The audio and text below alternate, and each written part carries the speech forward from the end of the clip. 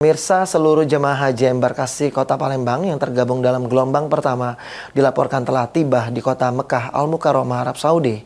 Mereka kini bersiap menyambut fase puncak ibadah haji yang akan berlangsung beberapa hari ke depan.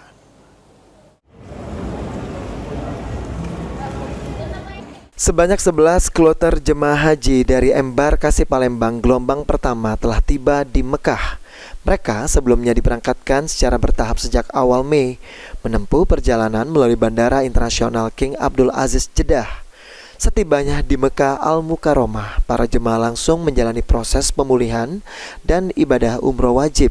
Petugas kloter mengupayakan agar jemaah tetap dalam kondisi prima menjelang puncak haji, yaitu wukuf di Arafah pada 5 Juni mendatang. Pihak Kementerian Agama Kemenak Provinsi Sumatera Selatan memastikan seluruh jemaah gelombang pertama berada dalam kondisi stabil. Selain bimbingan ibadah, perhatian khusus diberikan pada jemaah lansia untuk memastikan kesiapan mereka saat wukuf.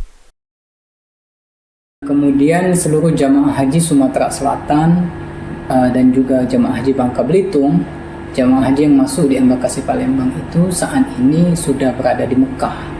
Jadi jemaah yang berangkat di gelombang ke-1 yang dari Palembang ke Madinah, yaitu dari kloter 1 sampai kloter 11, itu saat ini sudah berada di Mekah. Demikian pula jemaah kloter 2, jemaah gelombang kedua, ini jemaah dari kloter 12 sampai kloter 20, ini juga sudah berada di Mekah. Dan silakan untuk sholat 5 waktunya. Kalau sudah melaksanakan umrah wajib, maka sholat 5 waktu tidak perlu memaksakan diri untuk sholat di Masjidil Haram, karena hotel-hotel jemaah haji Indonesia itu kan semuanya berada di tanah haram, dan insya Allah pahalanya akan sama dengan sholat di Masjidil Haram.